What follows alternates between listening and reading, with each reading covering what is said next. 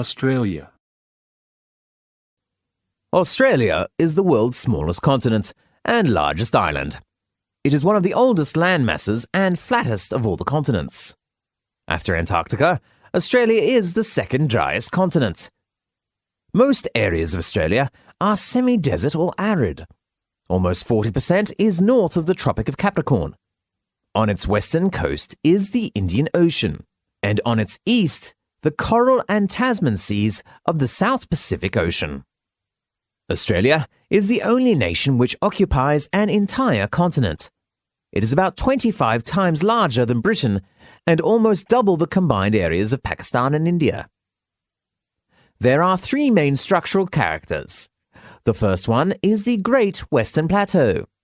It covers most of Western Australia, much of the Northern Territory and South Australia, and part of Western Queensland.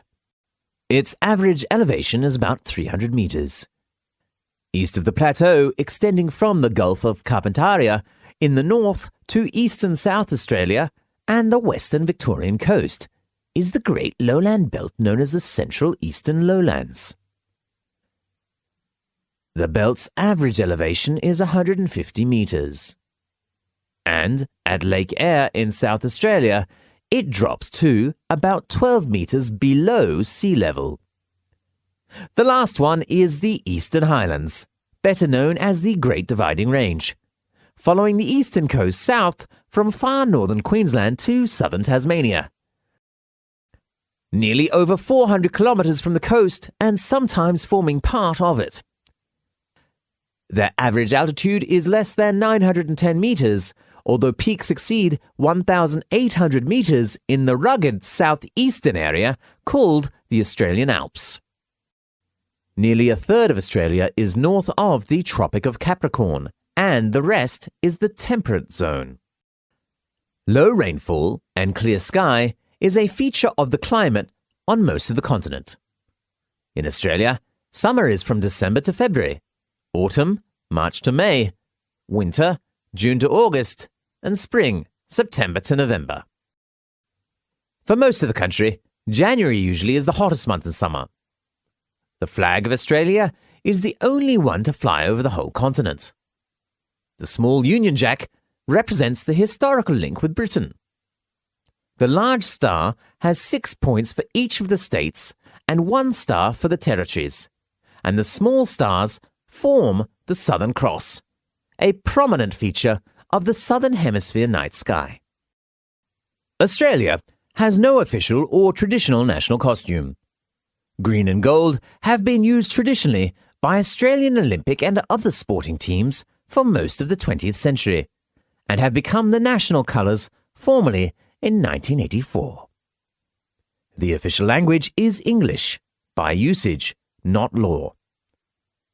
It has its own colloquialisms and slang, but does not differ importantly from other forms of English except in accent. Spelling generally follows the British form. Australia is one of the most urbanised countries in the world, with about 70% of the population living in the 10 largest cities, and only 15% of Australians live in rural areas. Australians have a high standard of living by world standards. Australia is a multicultural society, with about a quarter of the population foreign-born. The first European settlement of the continent, by the British, began in 1788, on the site now occupied by Sydney. Settlement schemes during the next 150 years helped increase Australia's population to about 7.4 million by the end of World War II. Over 5 million migrants have settled in Australia since, helping to more than double its post-war population. Nowadays, most Australians work for wage or salary. They usually work about 35 to 40 hours per week.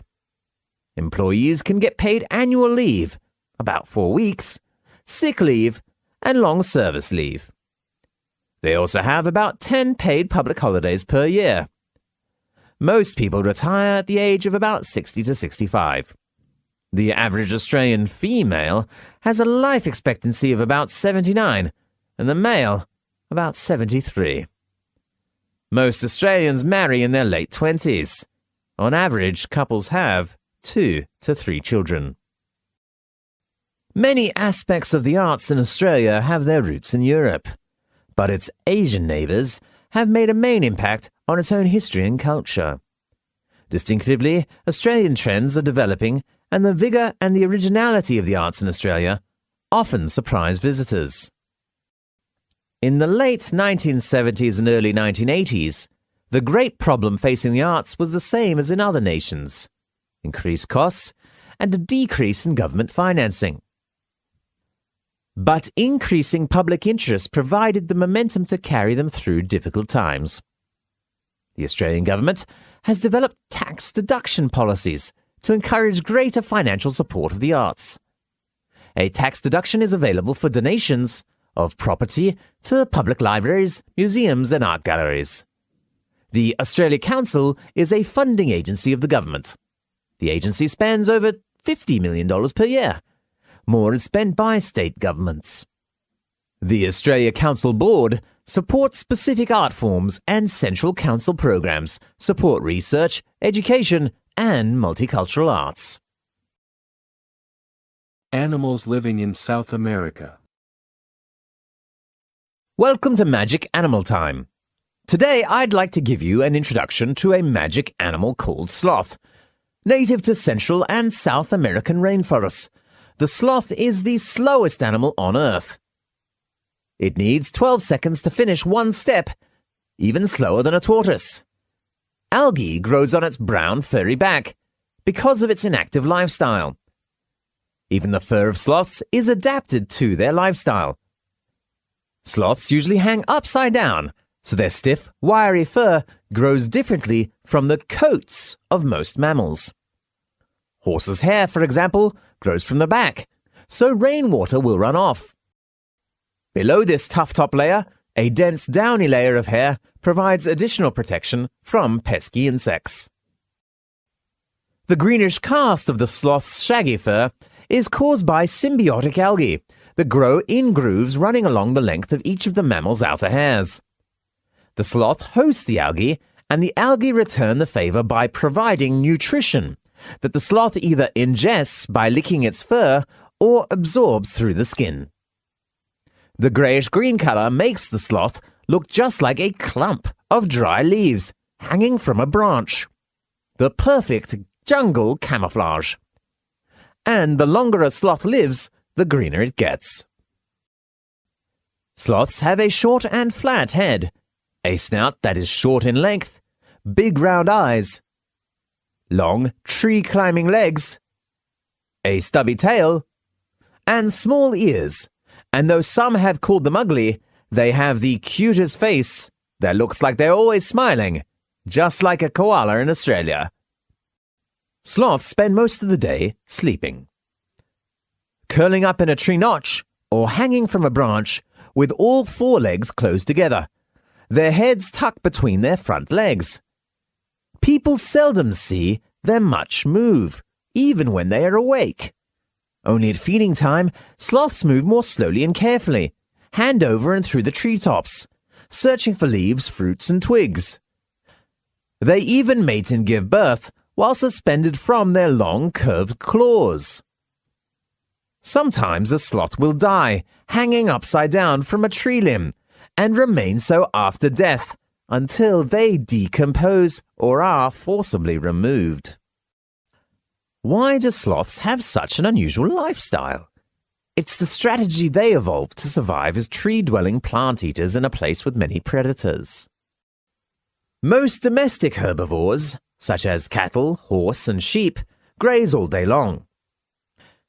Because they feed on nutrient-poor vegetation, they must eat almost constantly. Sloths are also classified as herbivores, and their diets are also low in nutrition. But rather than munching all day long, they have become masters at conserving energy.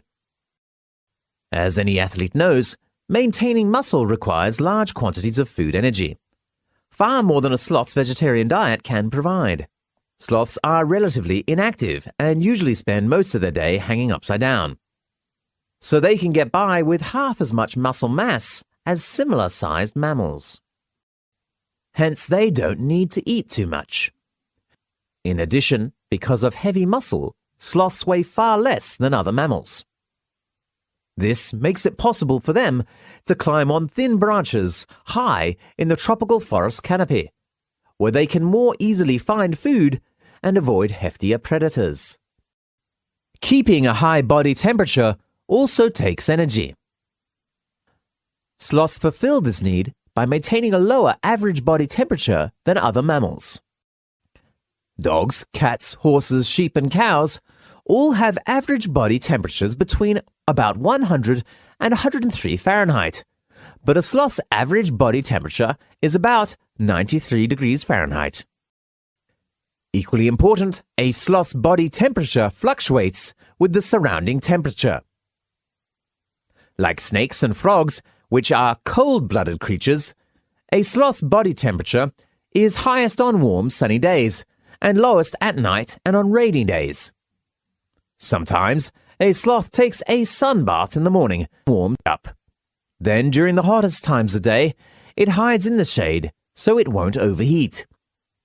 During a 24-hour period, a sloth's body temperature may vary as much as 10 degrees Fahrenheit. If the body temperature of a person, a cat, or a dog varies just 5 degrees Fahrenheit, it can be life-threatening. Because sloths have difficulty moving over land, they spend most of their time in the trees. They can get just about everything they need high above the forest floor, even water, which comes from eating juicy leaves and licking up drops of morning dew.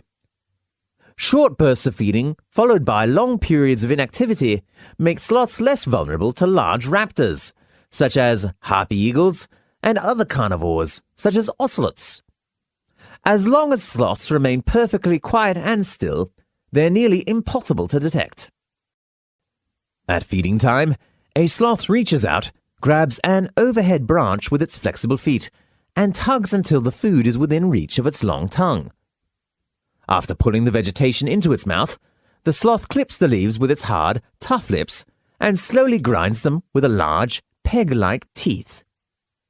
A sloth digests its food just as it does everything else, very slowly.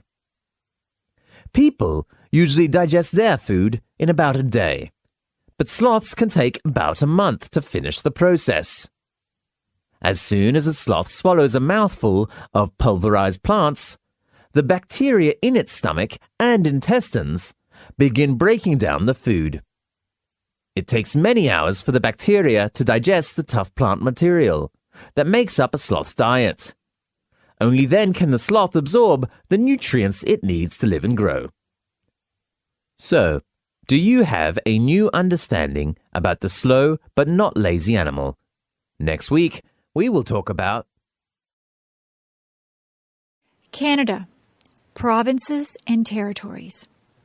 Canada is one of the largest countries in the world. It is located in the northern half of the continent of North America, above the United States. Canada is divided into 10 provinces and 3 territories, each of which is different from the others. The province of British Columbia is located at the far western end of Canada. British Columbia stretches from the Pacific Ocean at the west to the Rocky Mountains at the east. British Columbia contains the city of Vancouver, where 2 million people live. Most of the land of British Columbia is very mountainous, with vast forests covering the mountains. In British Columbia, forestry is an important industry, providing wood for people around the world. Moving east from British Columbia, the next provinces are Alberta, Saskatchewan, and Manitoba. These are known as the prairie provinces because they are mostly made of flat, grassy land called prairie. Alberta is a province where the flat prairie meets the tall, beautiful Rocky Mountains. In Alberta, there are many fields where oil and gas are found, and there are also many farms where cattle are raised. Saskatchewan is the province that grows the most wheat. Wheat from Saskatchewan is sent around the world to make bread and pasta for many people. Manitoba is the other prairie province. Its largest city, Winnipeg, is about halfway between the Pacific and Atlantic Oceans. Winnipeg has the coldest winters of any large city in the world, with temperatures sometimes reaching -40 degrees Celsius. Moving east, the next province is Ontario. The land in the northern part of Ontario is very rocky and contains many thousands and thousands of lakes. Many mines are found in northern Ontario. In the southern part of Ontario, there is good farmland, and there are also many cities where factories produce cars and steel. Ontario contains Canada's largest city, Toronto, as well as the capital city of Canada, Ottawa. In the southern part of Ontario are 4 of the largest lakes in the world, known as the Great Lakes. Next to Ontario is the province of Quebec. Unlike the other provinces where most people speak English, most of the people in Quebec speak French. The capital of Quebec is called Quebec City, and this is one of the oldest cities in North America. Quebec City contains many buildings that are hundreds of years old. Also in the province of Quebec is the city of Montreal. Of all the French-speaking cities in the world, only Paris is larger than Montreal.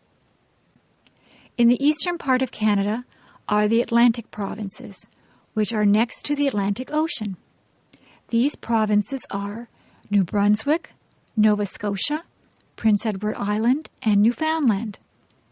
In the Atlantic provinces, fishing is an important industry. Tourism is also important, as many people come to see the beauty of these provinces. The people in these provinces are said to be the friendliest in Canada. In the far north of Canada are the 3 territories that lie beside the Arctic Ocean: Yukon, Northwest Territories, and Nunavik. Many of the people in these territories are the native people of Canada, known as the Indians and the Inuit. The northern areas have very cold, dark winters. The summer is short, but the days are very long and bright.